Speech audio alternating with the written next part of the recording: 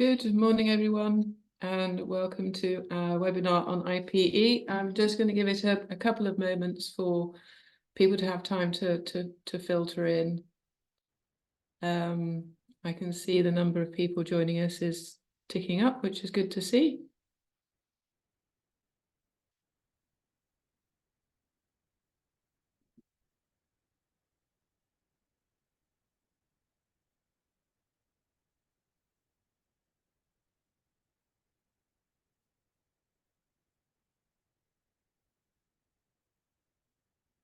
Yeah, hope everyone's having a good morning so far. The sun is shining.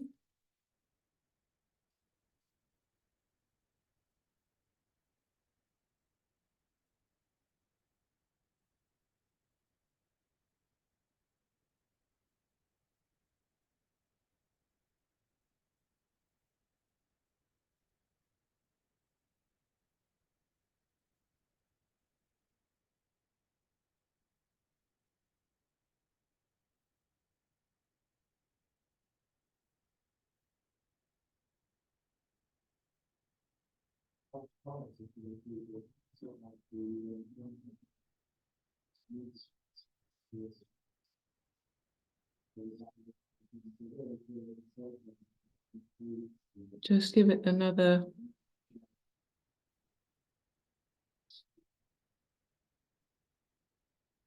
little while, although numbers don't seem to be going up quite so quickly. So I think we might have stabilized, if that's the right word.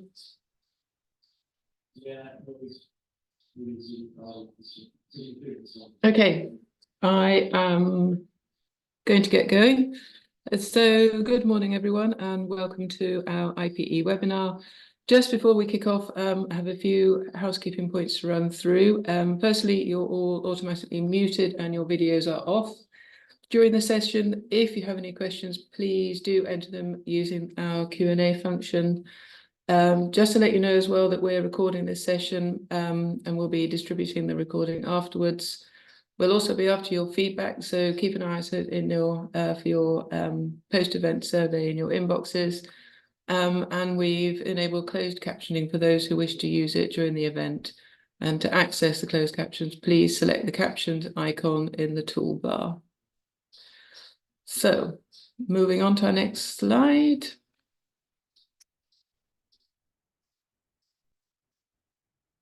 Oh, sorry. The event poll. We just have a very short poll for you to fill in to gauge your confidence in conducting implementation and process evaluation. And we will revisit this at the end of the session, and hopefully we'll see some strongly agrees in there. As you can see, there's a very few strongly agrees, a few agrees, but majority strongly disagree. So hopefully that will change. We'll move the dial, and it'll be agree by the end of this webinar. Okay, thank you.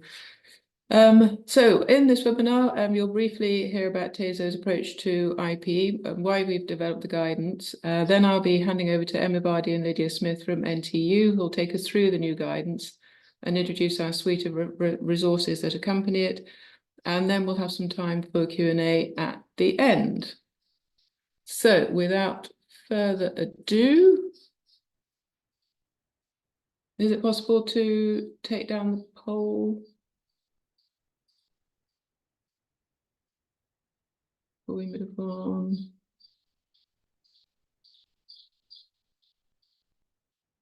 Yes, it's closed.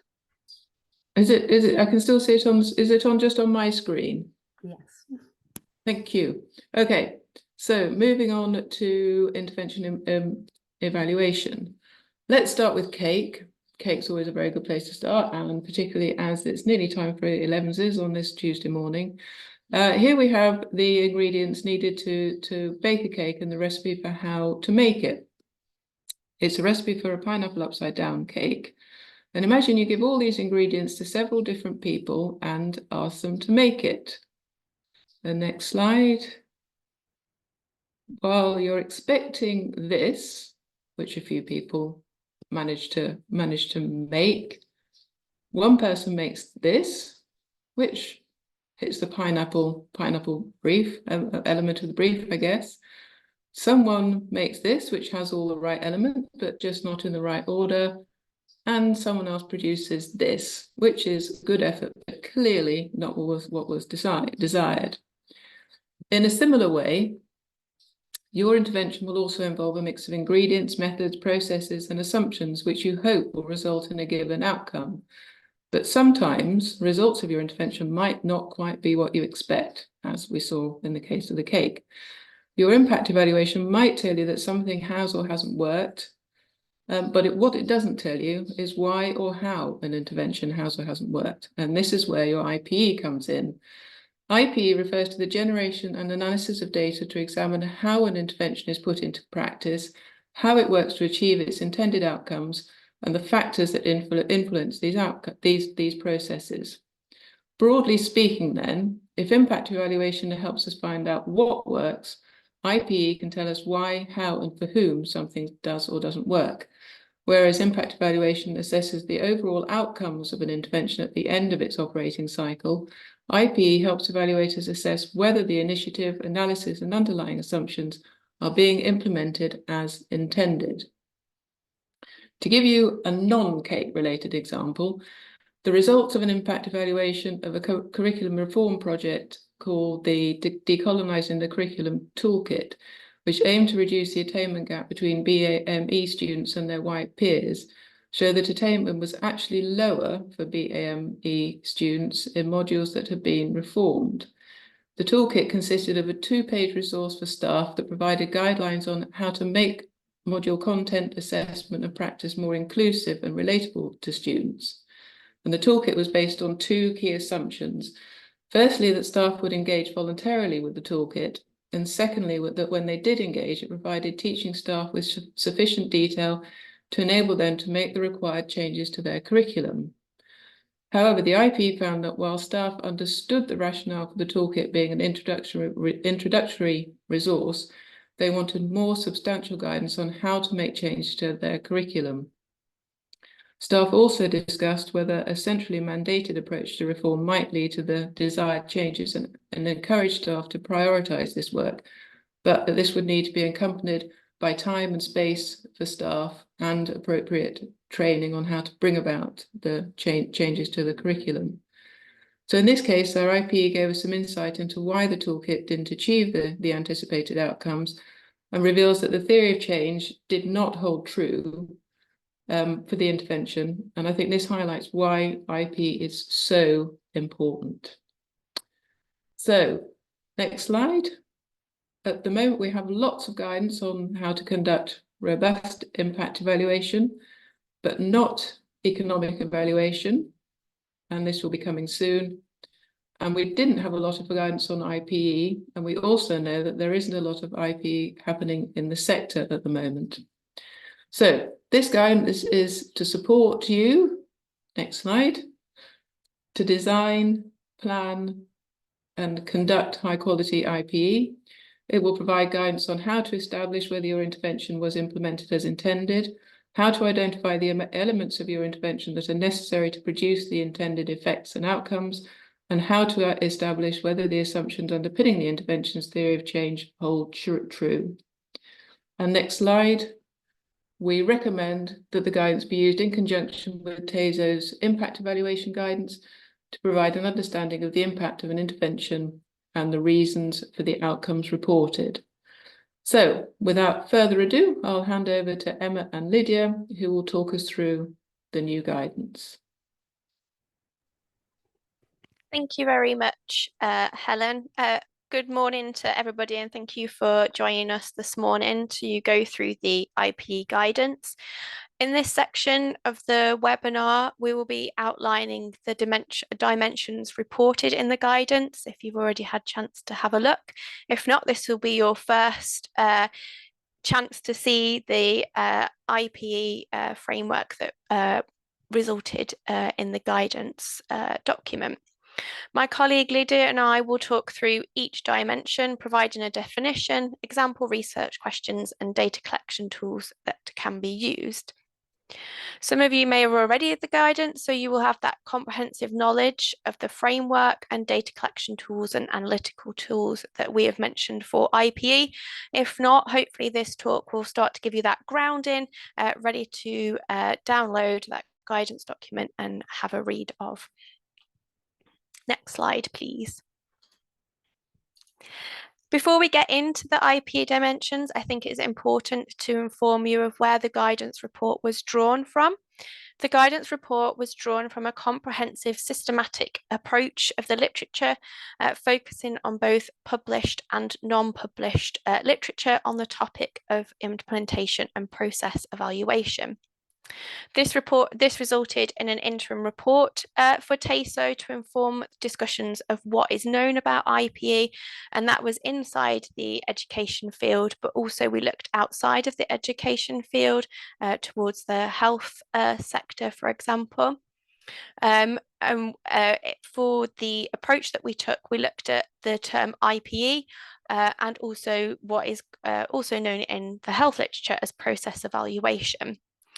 So this is not a new approach, but has started to gain traction in the education field, and rightly so. So Lydia and I devised our inclusion and exclusion criteria for the project and key terms so that in the future this search can be replicated. The final database had, from a title and abstract screening, resulted in 251 sources of information that Lydia and I reviewed for 4 key pieces of information to inform the guidance report. Those 4 things that we were looking at were the definition of process evaluation or implementation, depending upon the field reported in the sources of information. Then we drew out the IPE dimensions that were included in the IPE framework or process evaluation framework within that work. We also looked at the definition of that dimension that was included. We made a note of the data collection tools that would be used during that project, and then the analysis approaches that were also used. There are similarities in the field, with fidelity being quite a focus, hence the change that we have within the framework with TASO, which Lydia will discuss in a little bit more detail. To move away from the implementation and process evaluation is all about fidelity. It's much more comprehensive than that, as you will see as we step through each of the 11 dimensions. There were also new dimensions of IPE in the health field, which had not been considered by the education field. So there is the well-known Education Endowment Foundation guidance on IPE. And one of the new dimensions that was from the systematic review was sustainability, which I will be discussing a little bit later on. The review gave us an excellent starting point to inform the guidance report that is available to ensure it's evidence-based and then reflects current knowledge and practice, and that each of the dimensions that we're going to talk through is clearly defined so you can see how it will work for yourselves and how it would fit in within your evaluation practices. Next slide, please. So just to give an overview, so these are the 11 dimensions of the IPE framework, or the TASO IPE framework, that Lydia and I will be going through this morning. In the talk, we will look at each one in more detail, but these are the dimensions in the final framework that can be used in your IPE practices. This is a comprehensive list that we'll be talking about in detail over the course of the next 11 slides. What is important for us as we were preparing this work is to make sure that each dimension was clearly defined and how it maps on to kind of your evaluation practices so that you can see how IPE fits within your work that you are doing. I'm now going to hand over to Lydia, who will start to talk about the factors from adherence to recruitment. Thank you, Emma. So yeah, so the first dimension we have is adherence. If you are familiar with IPE, then you may have used the term fidelity before. Fidelity and adherence are similar dimensions. In this guidance and framework, we opted to use adherence instead, and this was to move away from the health research in which it is grounded in. So adherence is the extent to which an intervention's delivery corresponds with its intended delivery. So if an intervention is informed by a theoretical model or evidence, adherence would be measured through gathering data on whether all intervention components are delivered as intended or only a number of the components were delivered. On the other hand, if an intervention has a degree of flexibility, so an example of that would be mentoring schemes, data would be gathered more generally on the delivery of an intervention, focusing on the key values associated with the program. And this can be done through quantitative ratings or structured observations as to whether the interventions have been delivered as intended. Next slide, please. So exposure is how much of the intervention was delivered or received by the intended audience. Again, you may be accustomed to the term dosage. This medical language does not fit within the context of higher education, so we have opted to use exposure just so that the language is more appropriate for educational purposes. And exposure can be measured through gathering data on the number of sessions implemented, as well as the length of these sessions and the frequency of the intervention's delivery. So this would be if a program was designed to be delivered 3 times a week over a 20-week period, how many of those sessions were actually delivered? And this can be through attendance data on the number of sessions pupils have attended. Next slide, please. So the dimension of quality centers on the delivery of an intervention or program, and if those delivering it have the skills and techniques to do so. With a prescribed intervention that is informed by psychological theory, you may need someone with knowledge of the techniques as to deliver the intervention, and hopefully this would not impact the quality of its delivery. And this is strongly linked to the training and support received in preparing facilitators to deliver a program, and this can impact their sense of self-efficacy and therefore the quality of the delivery. And data collected on quality should focus on how clearly and correctly an intervention was delivered. This can be through evaluation forms or interviews or focus groups, either during delivery or after the intervention has been completed. Next slide, please. So this dimension is a new one, and we've kind of combined several elements of IP that we found in our research, and this provides a more holistic view of those involved in an interventional program. So it's considering the engagement, experience, satisfaction, and perception of those involved within a program or intervention. And this can be individuals that develop or implement the intervention, as well as the intervention beneficiaries. And it allows for a diverse range of viewpoints to be considered, and this produces more comprehensive and nuanced findings. Focus groups are a potential method as whether to gather information on this dimension. Can I have the next slide, please?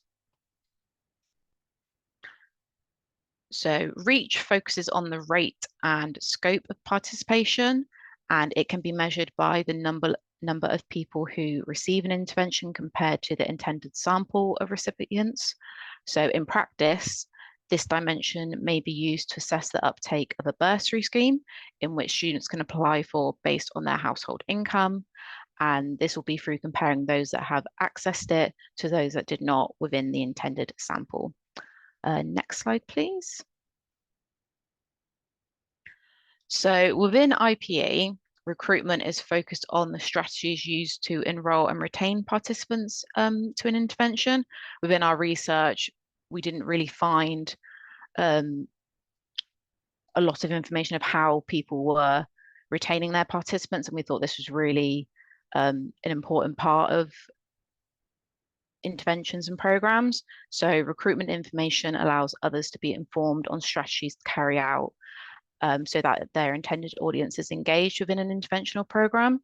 For example, you can gather data on how participants are enrolled and how they are retained to reduce the risk of them withdrawing from the programme. And this allows for recruitment methods to be reviewed and an understanding developed on which were most effective. Next slide, please. And this moves back to Emma. Thank you very much, Lydia. So I'm going to take over from now, and then the next dimension is context.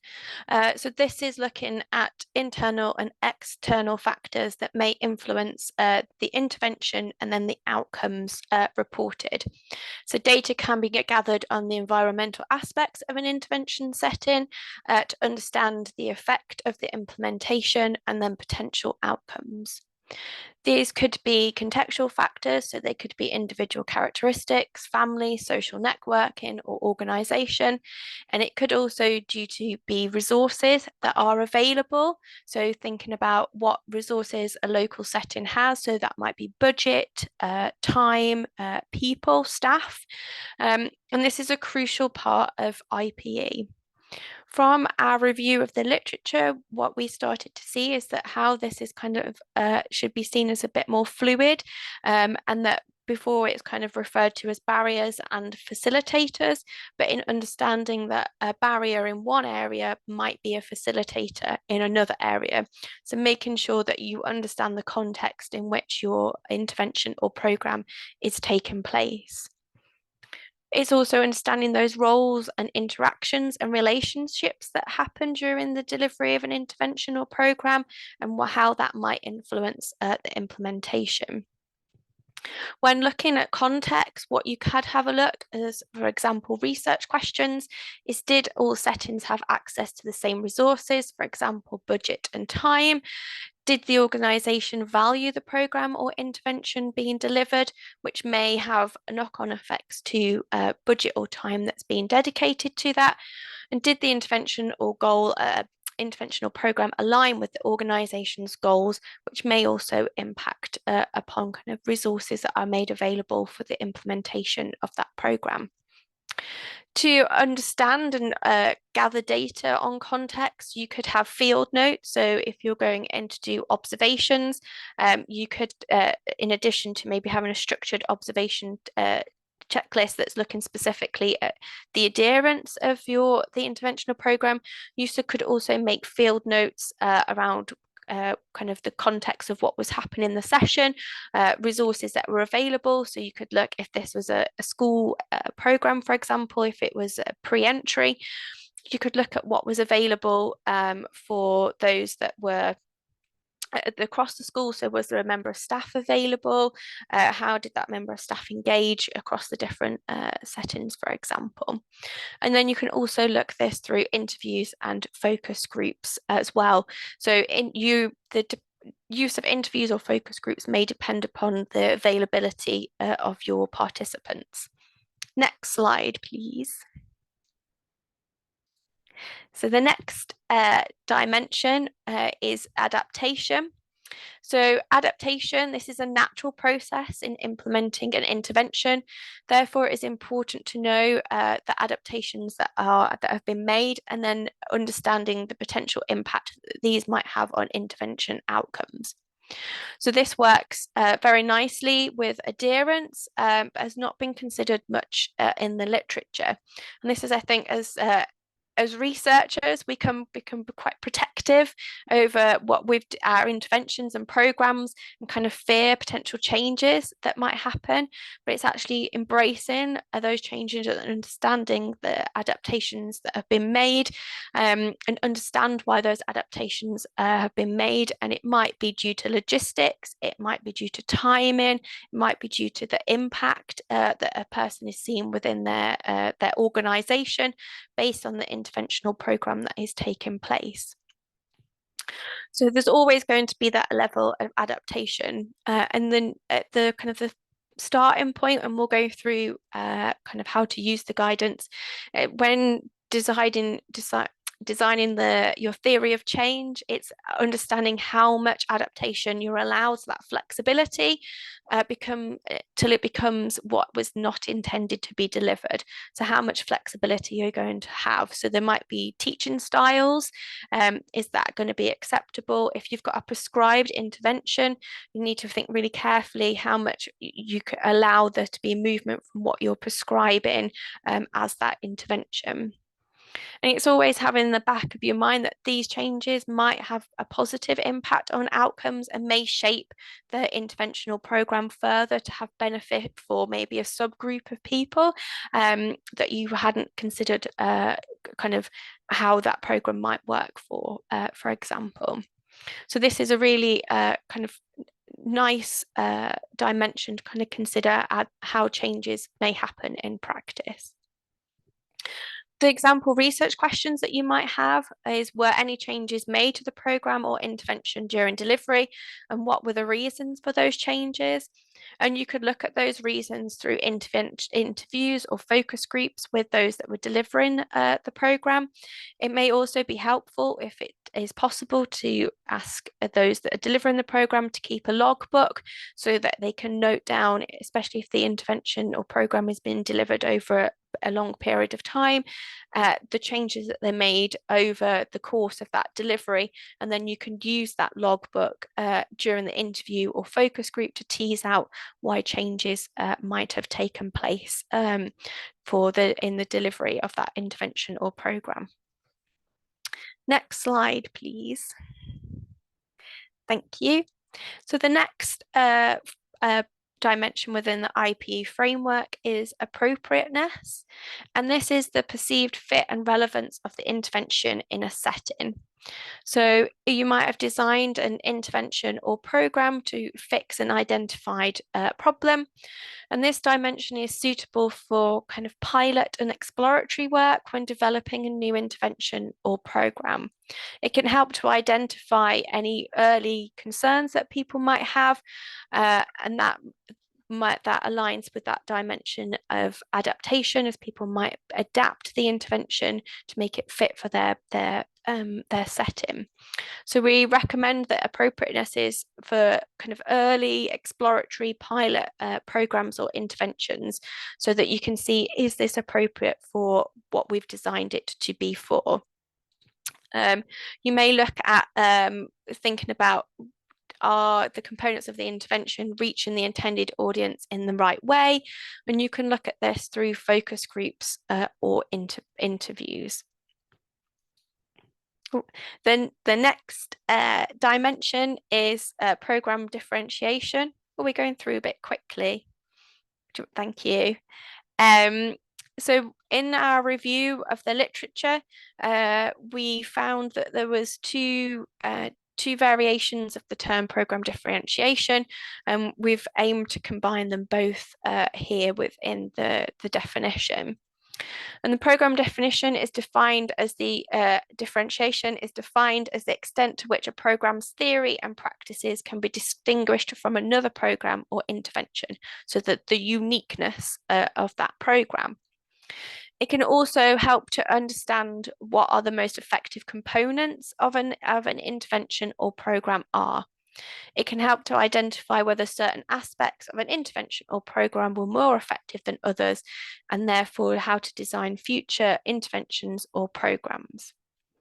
For example, for this dimension, you could compare mentoring programs across different higher education providers to understand what they all have in common, and then what are their differences.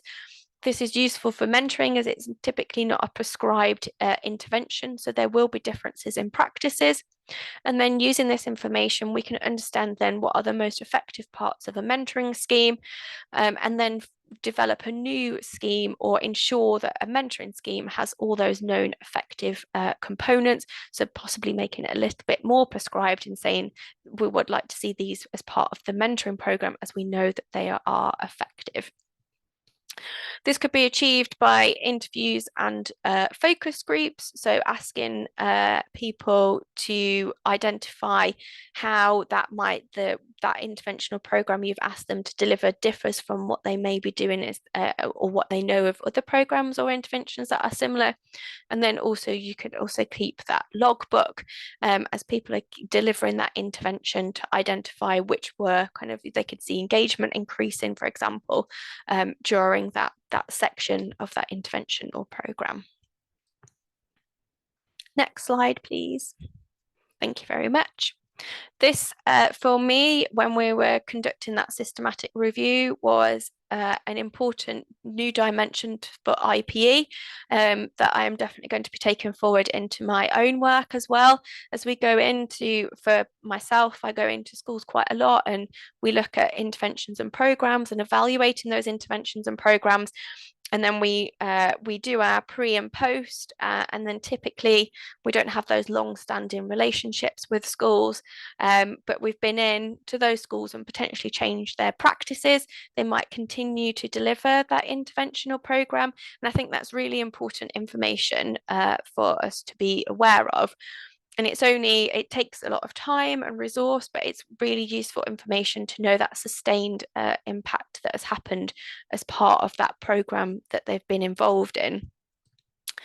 So this sustainability, it was also known in the literature as maintenance, but we have gone with the term sustainability, but within the literature it was used interchangeably, sustainability and maintenance, but we felt it's about sustaining that, having that sustained impact within the field, so went with the term sustainability. And it's looking at to the extent that interventional program that you have delivered becomes part of that setting or becomes part of that organisation's routine practices.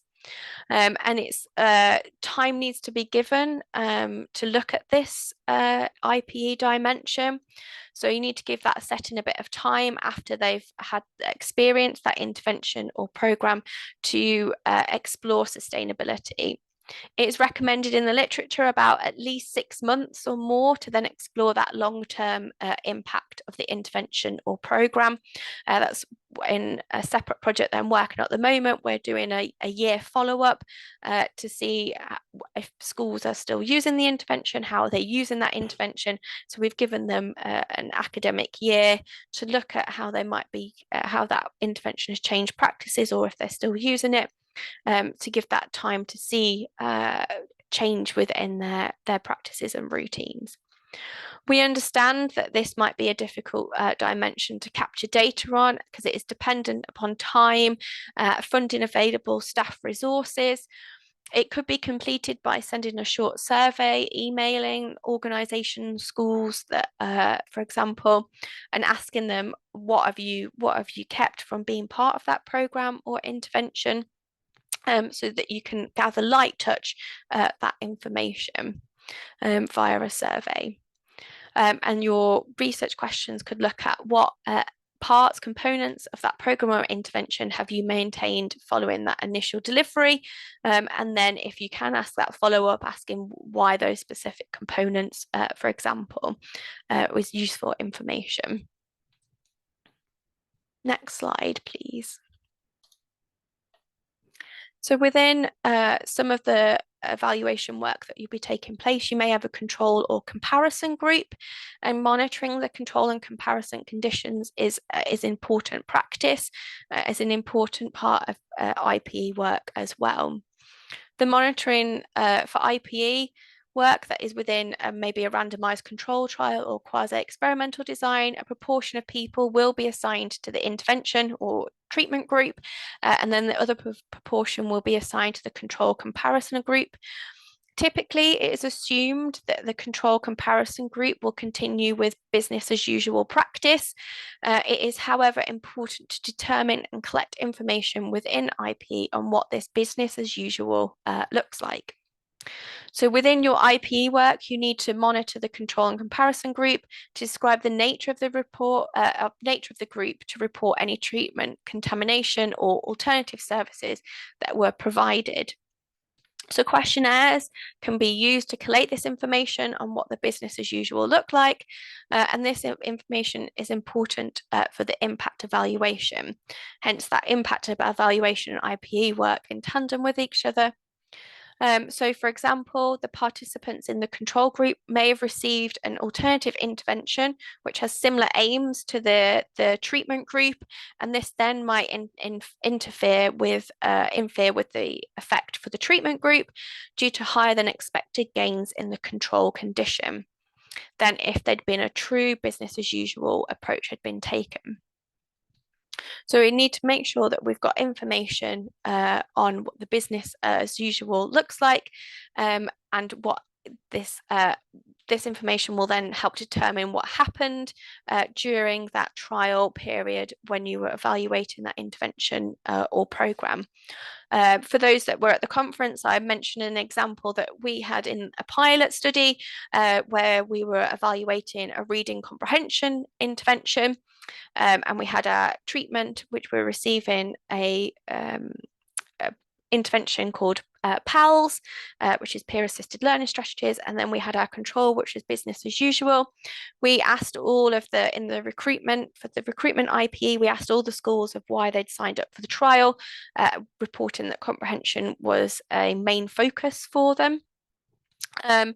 When allocated to the control, some of the control schools then went and purchased comprehension activities, which then they had higher than expected gains in the control group, as they were receiving something in addition to their normal practices that was also focused on comprehension, which was similar to our intervention. So that information was really important for us to know. And this can be collected via just a questionnaire, asking the control group what were they doing during that intervention period. Next slide, thank you. So that's a review of the IPE TASO framework.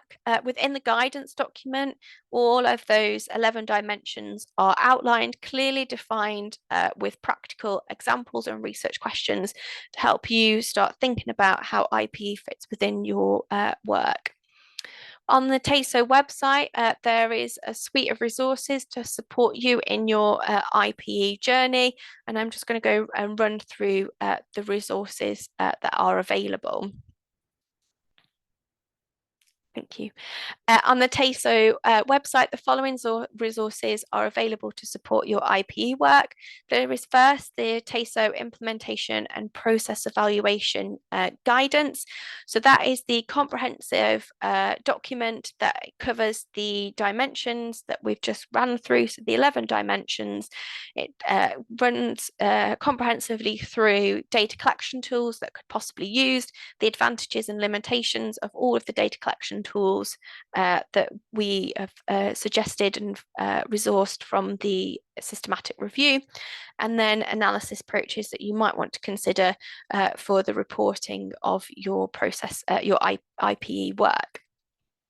Then we have the TASO implementation and process evaluation framework. So that is a summary document of the main guidance report. It is recommended to read the guidance report first before going to the framework document. The framework document is there for when you have that confidence and you understand each of those dimensions, then the framework document provides that summary. And it applies, it uses the TASO's MEF framework to help guide you in practice of how to use that guidance document.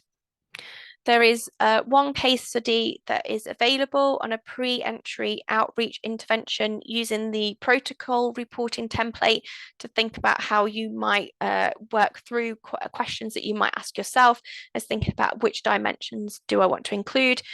We're not suggesting that in every IP piece of work that you need to use all those 11 dimensions. It's about selecting the ones that are most relevant for that evaluation that you are undertaking.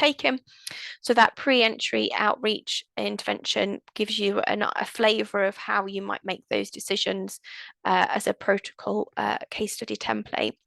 There will also be another case study arriving shortly to add to the suite of resources that are available. And then we have the reporting and protocol template as well. Next slide, please. So this is the reporting template and the protocol template. And this is just to make sure that what's really important within the protocol template is that the intervention or program that is to be part of the evaluation is clearly defined. From our systematic review, that was a limitation noted within the field of implementation and process evaluation within the health field, is that typically the interventional program is not clearly defined. So within the protocol template, that is a key part of that, to make sure that we get into that practice of clearly defining that intervention or program that is going to be part of the IPE work. So you will also find that there is the reporting template, which is and the protocol template to help with the IPE work that you will undertake. Next slide, please. So you may be aware of TASO's MEF, which is the monitoring and evaluation framework to help guide your evaluation work. The framework document, as I just mentioned, follows the MEF step by step, so you can see how the guidance report would fit into the MEF process. The first step is to diagnose, which is to develop a theory of change. A sound theory of change provides a signpost of what the IPE will investigate, so it will inform your planning and measuring stage. Findings from the IPE will be used to inform the program or intervention design and will be integrated into your next evaluation and potentially inform theory of change revisions. Theories of change also demonstrate the intended relationship between the different aspects of the program or intervention, from inputs to impact. An IPE investigates these assumptions and mechanisms of change, as well as the context and rationale underpinning the program or intervention. It is important to know not only if the intervention works in terms of producing the desired outcomes and impact, but also if it works in the way that it is theorized. So a sound theory of change provides a signpost for what the IPE will investigate. In the event of a negative or null result, your IPE will shed light on whether this was a result of theory failure, so the program does not work as theorized to achieve the intended outcomes, implementation failure, implementation of the program was not as intended, or methodological failure, the evaluation methodology was inadequate or conducted inadequately. Also within this stage 1 is clearly defining the program or intervention. As I mentioned, this is a downfall of a lot of IPE work. So it's getting to that practice of clearly defining that intervention or program for readers outside of your department, so they can clearly know what that interventional program was or is to be evaluated. Step 2 of the monitoring evaluation framework is about planning. So in this stage, you can plan your research questions, and this will then help to identify the IPE dimensions that you're going to include in part of your evaluation. So in the protocol template, this is part of that protocol template. So as I mentioned, there are 11 dimensions. We're not expecting that all 11 dimensions will be included in all evaluation pieces of work. It's selecting those that are most relevant to the research questions that you have outlined and drawn from your theory of change. It's important to mention within that planning stage that IPE is not just for randomized control trials. It can be useful for pilot pieces, exploratory pieces of work as well, as mentioned. And at this point in the plan stage, you should be completing the IPE protocol document, which is on the website. Step 3 is about measure. So this is where you will collect your data and monitor any difficulties that you may have. For example, one thing that we always notice about is returning logs. So sometimes we have high completion of logs, so we get a really good understanding of delivery, but sometimes not. And it might just be what you've got to think about is overburdening the participants, and what information do you already have available that could be part of your IPE work. But it's monitoring any difficulties that you might have during that IPE work so that you can act swiftly. If possible, with IPE, you should collect evidence at several time points.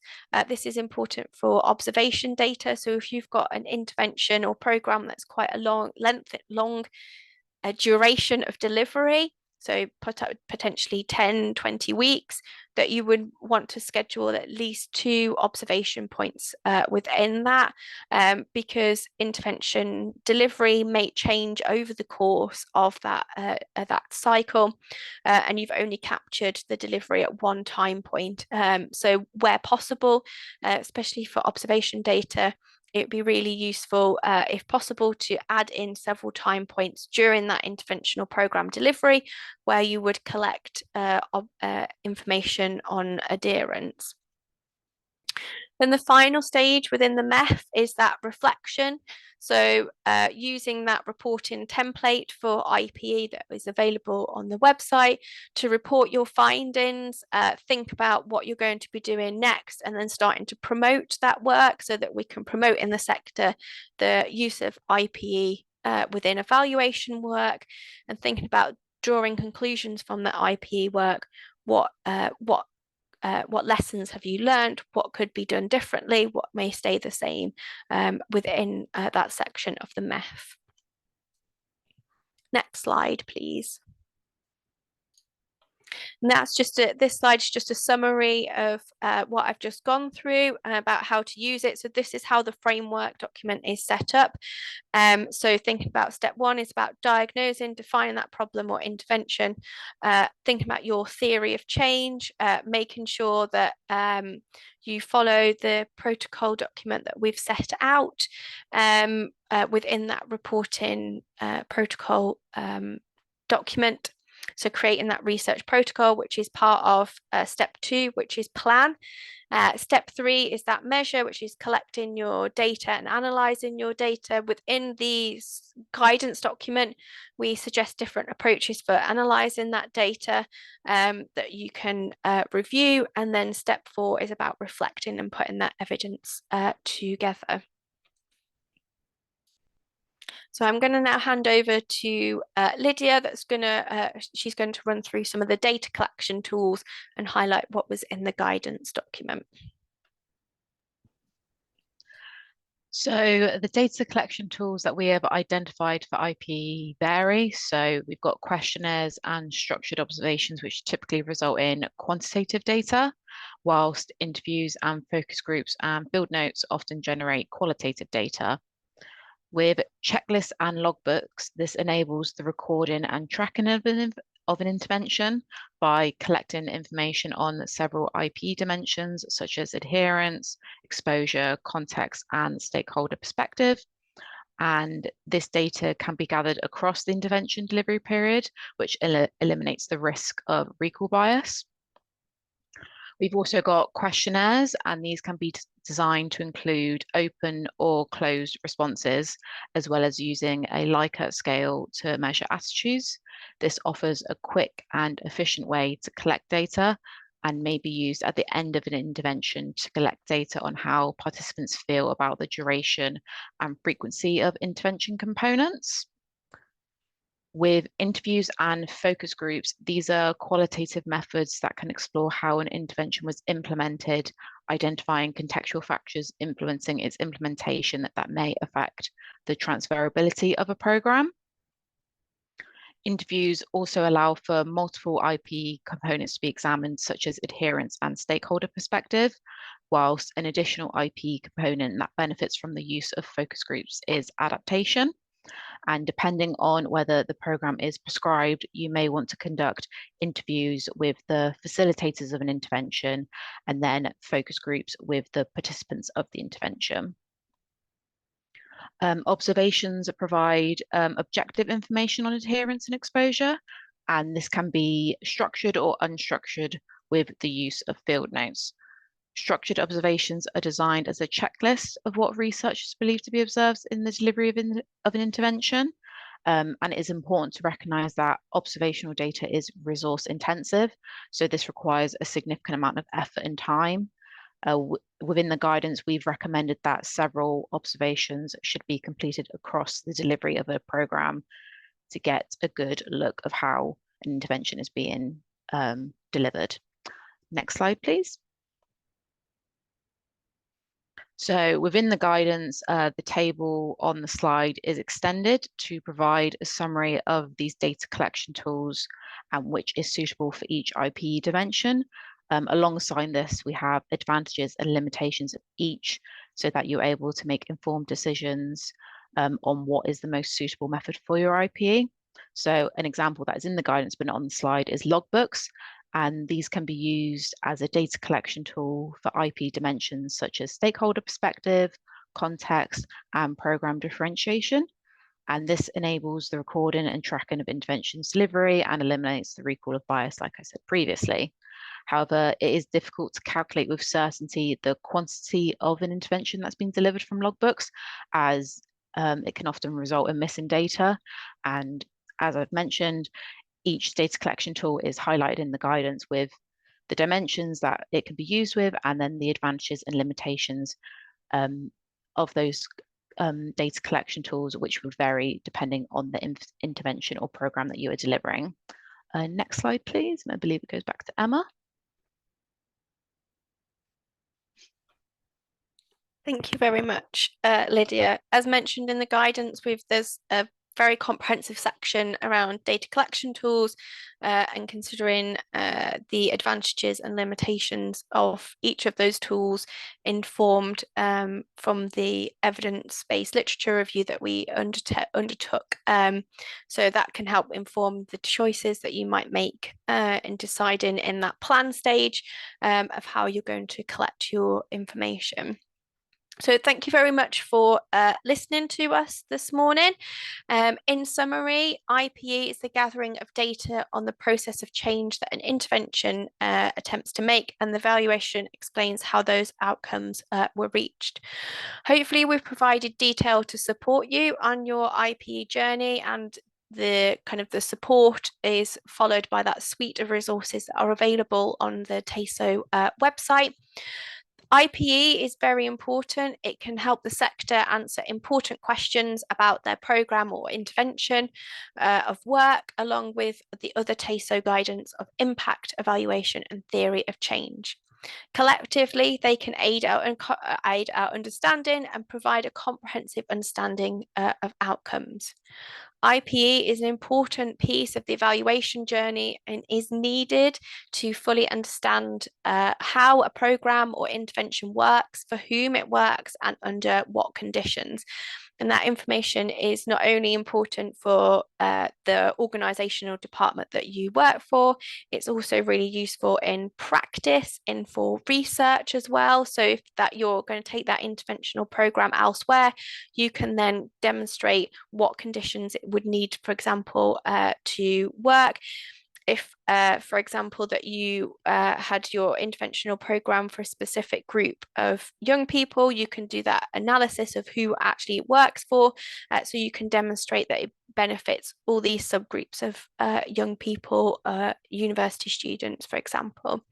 So IPE is a really important part of your evaluation journey, and we hope the webinar this morning provided you with that confidence to go away and start conducting IPE work within your evaluation that takes place within your department or organisation. I'll hand over to Helen. Thank you very much, Emma and Lydia, for that through our new guidance. I do have of the poll that should have appeared on your screens. One with you. You feel hopefully more confident in conducting an implementation from process evaluation than you did before. The agree is going up. Still got some disagrees, just a very small number of disagrees. And a few neither agreed or disagree, but we can definitely see it's gone up. The agrees gone up to 50%, and we have some more strongly agrees as well, nearly 20%. So that's fantastic. That's really good to know. We do have some questions, which I think some really good questions actually, which I think will also help enhance your understanding of what IP is all about and its importance. So first question we've got here is, can you elaborate further on the difference? I guess we can, just about to say we can stop screen sharing. Can you elaborate further on the difference between adherence and adaptation? And I think, Emma, that was, are you happy to take that one? I think that was your dimension. Yeah, so they align quite nicely. So adherence is looking at how did the delivery of your program, so you would typically hear the term fidelity, so implementation fidelity.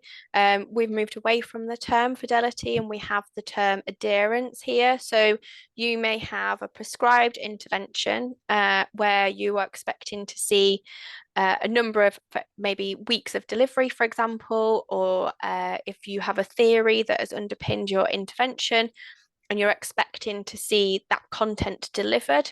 So within adherence, you would then see how much of that has been delivered. So how much of that content had been followed during that implementation delivery. So that's what adherence is. So what you would typically know as fidelity. Adaptation is looking at how much did that change. So within that adherence, you would get that knowledge around that change. But adaptation is looking at those reasons for those changes. Was it due to timing, for example, constraints on timing? Was it due to logistics, making that fit within that time available? Resources that were available. So within an interventional program, you might have some flexibility in how it might be delivered. So if you've got a number of people delivering that program, you might have style of delivery, it may differ, and you might have that as something that's acceptable because every person delivers slightly differently. We're not all clones. So the style of delivery may slightly different. So that's kind of accepted. So adherence is adaptation is looking how much of that content was adapted to fit that certain context or organization that moves away from what you accept as being kind of within that flexible range. Okay, great. Thank you very much. We've got another one here. This person says that you've talked us through a number of dimensions associated with IP and suggested that not all of them have to be covered. I think that's when you were talking about the research questions. But how do you choose which dimensions to focus on if it's not possible to cover them all? And are there any that you would say, excuse me, that you would say an IPE should always address? Yeah, so it will all depend upon your research questions. So when you're thinking about your protocol and completing that reporting protocol, it's thinking about what are the research questions, what are you interested in looking at? And during the when we were talking about the dimensions, we mentioned appropriateness is probably useful for pilot exploratory pieces of work, but for a program that's more sustained and has been running for a number of years, then appropriateness is probably not suitable for that IPE. Sustainability is another one that might depend upon time and resources available. You would expect to see adherence, exposure, and stakeholder perspective within your IPE.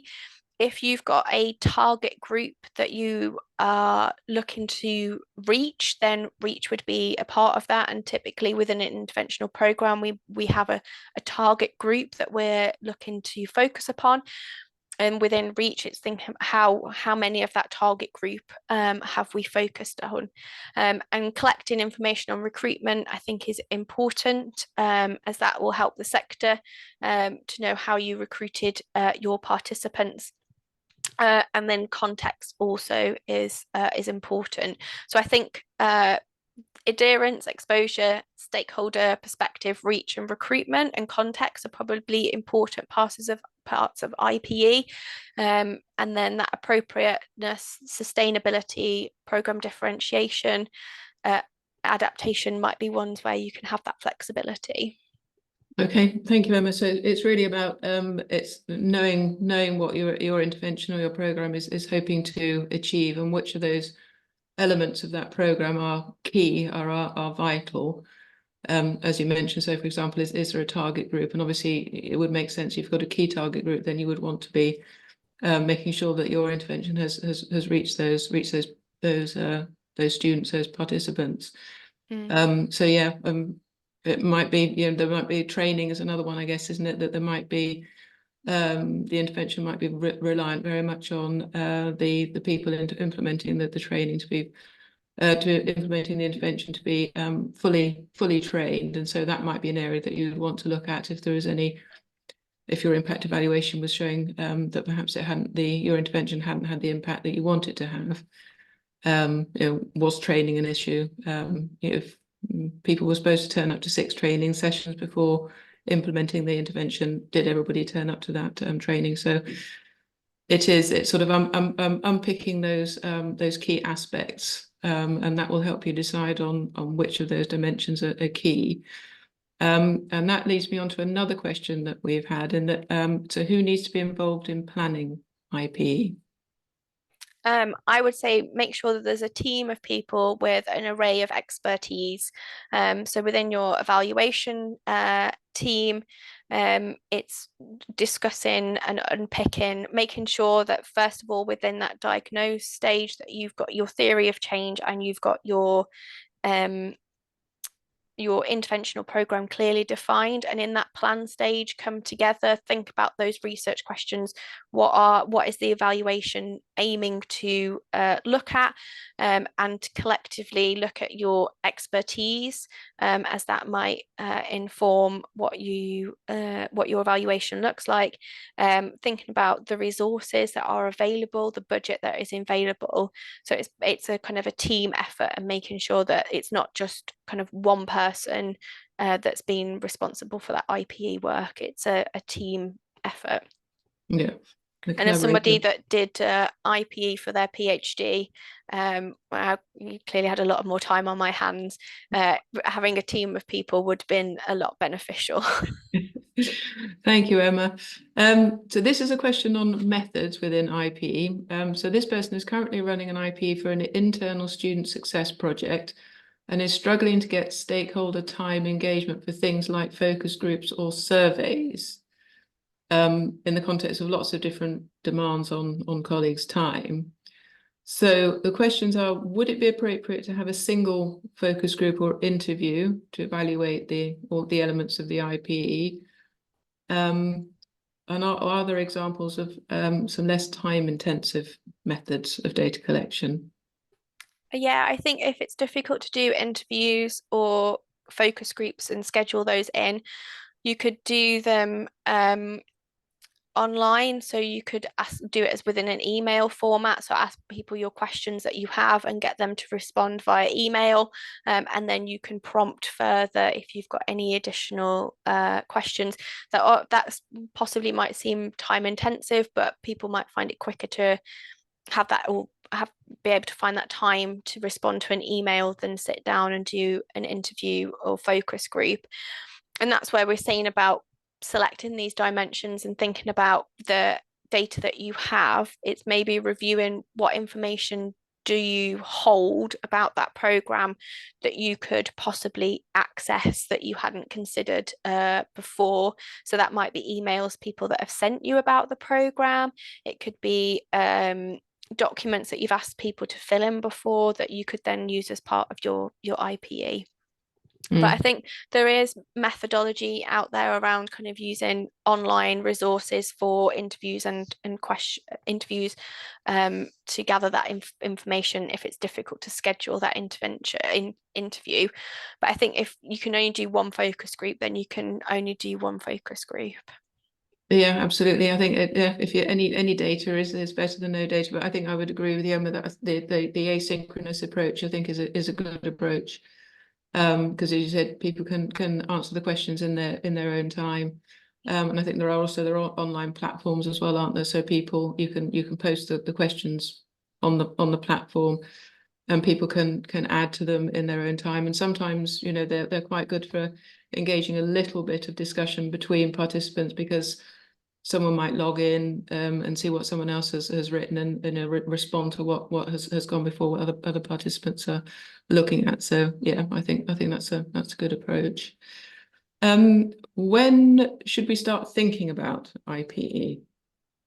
When you are starting to think about your evaluation of an intervention or program, so it should be part of that planning stage.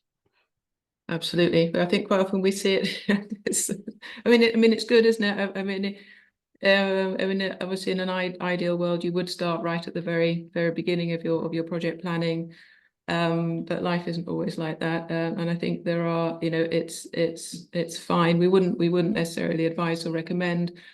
Ideally, it's best to plan at the same time as you're planning your impact evaluation. But again, it's better to think about an IP during a project process than not at all. Don't think you can't begin and have a look at implementing your IP if you've got partway through a project and you haven't done it. So yeah, ideally at the start, but don't let that put you off if you would like to begin looking at IP during a project. How does this guidance differ from current IP practices?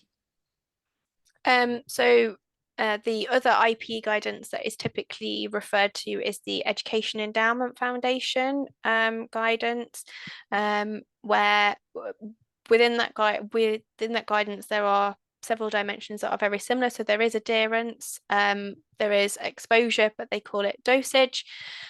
We've added quality, and then we've got the term stakeholder perspective, which is slightly different and takes in a more holistic view, and not just, it's thinking about all those people that are involved in that intervention or program, rather than thinking maybe it's about the participants who received that intervention. It's thinking about that there's participants, there might be facilitators, there might be admin staff that are part of the intervention that you need to consider. So it's thinking more broadly around who is engaged within that IP. So that's where we've got a difference. Recruitment and reach are terms that are known within IPE, and so is context. And then sustainability, as I mentioned, is another one that is slightly new within the education field, and it's, I think, an important one, thinking about what impact have you had following that intervention or program. Great, thank you. And this is another data collection methods question. Is it best to use a structured or non-structured observation approach to understand the delivery of a program or intervention? I think that might depend upon the interventional program that you are looking to evaluate. So if you've got a quite prescribed intervention, then I would say that you have a more structured observation checklist about these are the things that you're expecting to see to look at adherence. So these are things that you're expecting to see in the delivery of your intervention to know that your intervention has been delivered. If you don't have a prescribed intervention that you are evaluating, for example, a mentoring program where practices might differ between the mentor and mentee, then taking a more unstructured observation, more field note approach, as you're starting to understand what that mentoring relationship looks like between the different mentors and mentees, would make more sense there than taking a structured approach where you're looking for specific observed behaviors. If you haven't got it within kind of your theory of change or within your model, this is what I'm expecting to see within this mentoring relationship. Great, thank you. That's it. We've come to the end of our questions now. So, you know, few more seconds just to see if any more questions come in. I think I can see two in the chat. And so there's one about ethical considerations such as Oh. informed consent and right to Gosh. withdraw. Well, the IP follows ethical practices, so you need to make sure that you've got informed consent from your participants, that they're, especially with interviews and focus groups, because you'll be transcribing their data verbatim and having quotes, though they're possibly identifiable. So you would follow your normal ethical practices and making sure that you did get consent from your participants. If, for example, if you were asking, maybe students are delivering a mentoring program, and you want them to complete a logbook, and that's related to payment so that you can increase logbook completion, that they're informed of that in advance. So making sure that that they have got fully informed of all the decisions that have been made. And then there's another one about difference between exposure and reach. So reach is regarding you've got a intervention for BTEC students that are arriving pre-entry into HE, so helping them to make that transition into university. And you have X amount of students arriving at your institution with a BTEC qualification. How many of those students did you reach with your program? Out of the 100, how many of those 100 students did you manage to reach as part of your intervention that you were intending to deliver to all of those students? So that's what reach is. Whereas exposure is thinking about how much of that program was delivered. So you might be more familiar with the term dosage. So it's thinking about if you've got a prescribed intervention that is going to be run 1 hour a week for 10 weeks, how much of that program was delivered, how many sessions were they, how long were those sessions?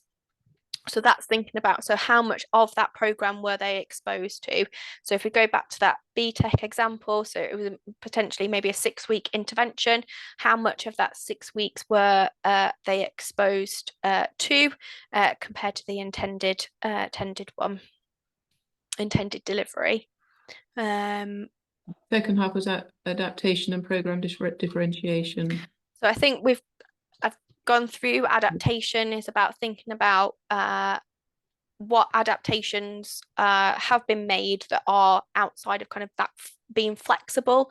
So we've said about there's always that different delivery style where each individually will have our own style of delivery, and that's something that you may have to have that flexibility in delivering.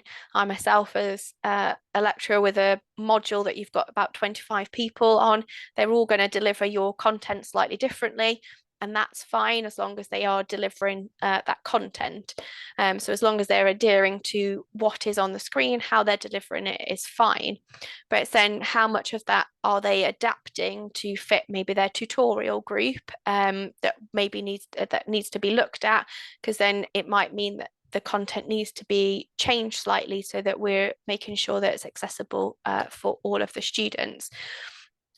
Whereas program differentiation is looking at what is the uniqueness of that program. So comparing programs of similar nature. So for example, mentoring, where it's not prescribed, what are the similarities or differences in different mentoring programs? So within a university, you might have different mentoring programs for different subgroups of students. So what are the similarities between those mentoring programs, and then what is that unique element of that program?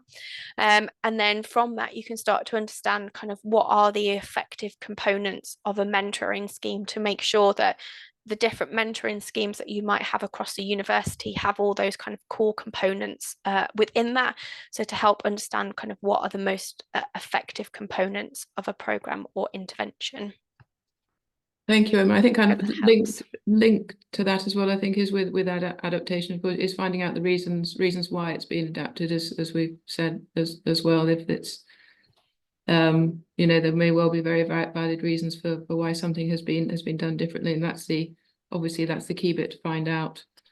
And try and unpick whether that has had either you know, a positive or not so positive effect on program outcomes.